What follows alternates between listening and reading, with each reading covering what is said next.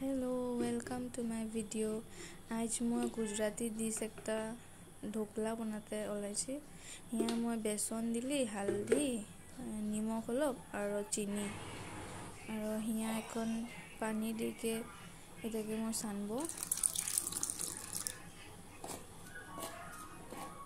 Liquid बेसि liquid तो ना लगे अलप माने कन्सिस्टेंसीटा अलप पानिया होते लगे किन्तु अतना पानीटा रेडी करबो और पानीटा रेडी करते लागबे जलकिया केटामान और नरसिंह पात नेमु और सरिह केराहीटाने थोड़ा तेल दे लीछे।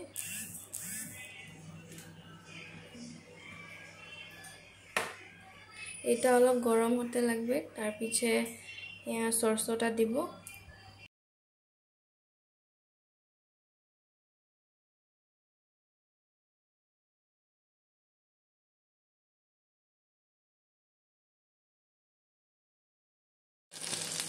সরষটা ফুটার কারণে রেকর্ড করা নাই হলো। यहाँ সরষটা দিয়ার পিছে মই ঝালকা জলকিয়া দিলি আর নরসিংহ পাতকিটা দিয়ে দিলি। यहाँ अलग फ्राई होर पीछे हिया दे दी पानी बेसि ना 1 कप दे दी गरम हो गल। नेमुटा दे दीते लगे सरसटा दे दीछे। सरसटा किन्तु फुटबे एखन गैसर फ्लेमटा अलग कमा दीते लगे। एखन एटा बॉयल होते लागबे और हिया দিব निमक कमान और चीनी। निमक थोड़ा दे दीछे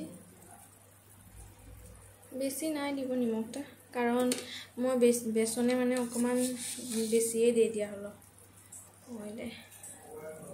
एखन चीनी हिया 2 चामच दे दीछी।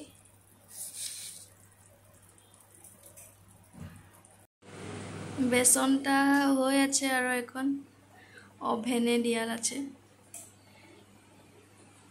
এটা 18 और 17 मिनिट्स मान बाकी আছে और ढोकलाटा रेडी हो गल। এখন এই পানিটা বনাই রিছে পানিটা এই হিয়া লাহে লাহে দিয়ে দিতে লাগে আর এইগুলানে যাতে সব জায়গা গিলানে পড়ে যায় আর কভার হয়ে যেতে লাগে। এটা পুরা পানিটা মানে सब एगुलाने पड़ते लगे तबे माने ठीक है।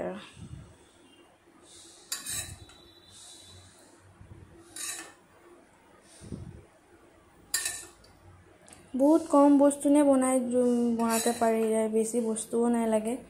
मैं तो बारू ओभेने बेक करली एटा केराहीनो बेक करते पारे। मैं एक दिन बारू केराहीने बनाई देखाबो बारू तहनिके जदि लागे। सबार घर तो ओभेन ना थाके तो जदि लागे केराहीने बना के देखाबो। मैं